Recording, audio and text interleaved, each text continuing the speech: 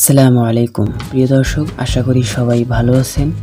দি knowledge store কৃষি বিষয়ক YouTube চ্যানেলে সবাইকে স্বাগতম। আপনি যদি আমাদের চ্যানেলে নতুন দর্শক হয়ে থাকেন, চ্যানেলটি অবশ্যই সাবস্ক্রাইব করবেন। দেশ ও দেশের বাইরে যেখান থেকে ভিডিওটি দেখছেন অবশ্যই কমেন্ট করে জানাবেন। আমাদের ভিডিওগুলো যদি আপনার ভালো লাগে তাহলে অবশ্যই একটি লাইক করবেন। হালের পর প্রতিটি জমি হয়ে পড়ে অসমান, এবড়ো থেবড়ো। লাঙ্গলের ফলার সঙ্গে উঠে আসা মাটির বড় বড় চাঙ্গর বা ঢেলা। এরকম জমিতে ফসল ভালো হয় না।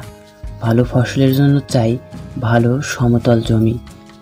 এছাড়া সেচের পানি এক প্রান্ত থেকে অন্য প্রান্তে সহজে পৌঁছাতেও ক্ষেতটা সমান থাকা চাই। তাই হালের পর জমি প্রস্তুত করতে দরকার হয় মই দেওয়ার, আর ক্ষেতে সার বা বীজ ছিটানোর পর সেই সার বা বীজকে মাটি চাপা দিতেও দরকার পড়ে মইয়ের। তাই বিনোদনের সাথে সাথে শ্রম ও সময়কে বাঁচাতে আমরা মোটরসাইকেল দিয়ে জমিকে মই দিয়ে সমান্তরাল করে নিচ্ছি। আপনারা ভিডিওতে দেখতে পাচ্ছেন।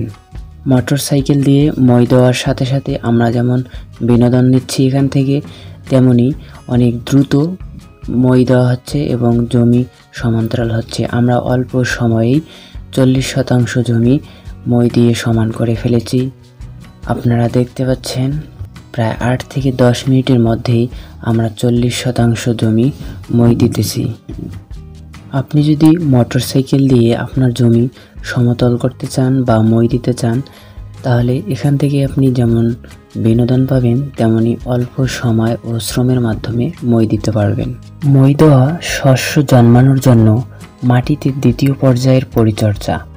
ভূমিকর্ষণ বীজতলা প্রস্তুতকরণে মাটিকে গুঁড়া, মসৃণ ও দৃঢ় করে, আগাছা নিয়ন্ত্রণ করে বা জমির পৃষ্ঠে ছড়ানো বস্তুকে মাটির সঙ্গে মিশিয়ে দেয়।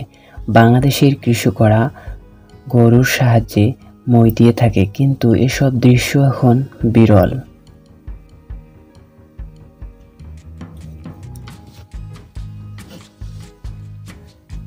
চাষাবাদের জন্য জমিতে মই দেওয়া অপরিহার্য, তবে উঠে যেতে বসেছে গরু দিয়ে মই দেওয়ার চল। কৃষিকাজে আধুনিকায়নের ফলে চাষের ক্ষেত্রে গরুর স্থান দখল করে নিয়েছে ট্রাক্টর। গরু দিয়ে হাল চাষ করা প্রচুর সময় আর শ্রমসাধ্য। অন্যদিকে গরু লালন পালন করাও একটি বাড়তি ঝামেলার কাজ। দরকার হয় বাড়তি লোকের। কলকারখানা বেড়ে যাওয়ায় দিন দিন কমে যাচ্ছে কৃষি শ্রমিকও। তাই কৃষকরা এখন হয়ে পড়েছে যন্ত্র নির্ভর। মই দেওয়ার কাজটা তারা এখন ট্র্যাক্টর দিয়েই করে। যদিও এখনও গ্রামের পথে হাঁটলে হঠাৎ চোখে পড়ে গরু দিয়ে মই দেওয়ার দু একটা দৃশ্য, তবে আগের মতো দাপুটে ভাব নেই সেখানে। শক্তিশালী হালের বলদও আর দেখা যায় না। একসময় বাংলার ক্ষেত খামার থেকে হয়তো পুরোপুরি উঠে যাবে। গরুতে মই দেওয়ার দুর্দান্ত দৃশ্যটা শুধু ঝুলে থাকবে জাদুঘরের দেয়ালে, শিল্পীর ক্যানভাসে।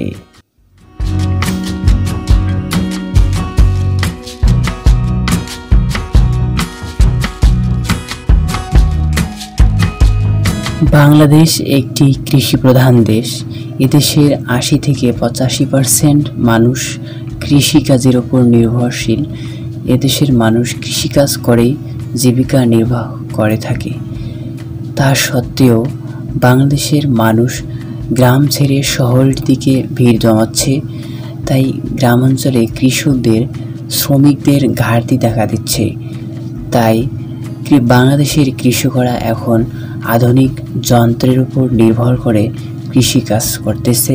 কৃষিকাজের ব্যয় কমাতে কৃষিকাজের আধুনিক যন্ত্রপাতি ব্যবহার করতে হবে। বাংলাদেশের অর্থনীতিতে বাংলার কৃষকদের অবদান অপরিসীম। কৃষিকাজ একটি হালাল পেশা। কৃষিকাজের মাধ্যমে হালাল রুজি উপার্জন করা যায়। তাই কৃষিকে সুদৃষ্টিতে দেখতে হবে এবং বাংলার তরুণদের কৃষিকাজের দিকে মনোযোগী হতে হবে এবং উদ্যোক্তা হয়ে গড়ে উঠতে হবে।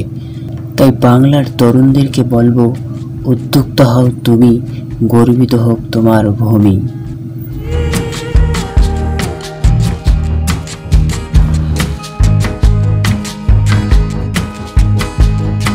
প্রিয় দর্শক বন্ধুরা, আমাদের ভিডিওটি যদি আপনাদের বিন্দুমাত্র ভালো লেগে থাকে অবশ্যই একটি লাইক দেবেন। আমাদের চ্যানেলে নতুন হয়ে থাকলে চ্যানেলটি সাবস্ক্রাইব করবেন। দেখা হবে নতুন আর একটি পর্বে। সে পর্যন্ত সবাই ভালো থাকবেন।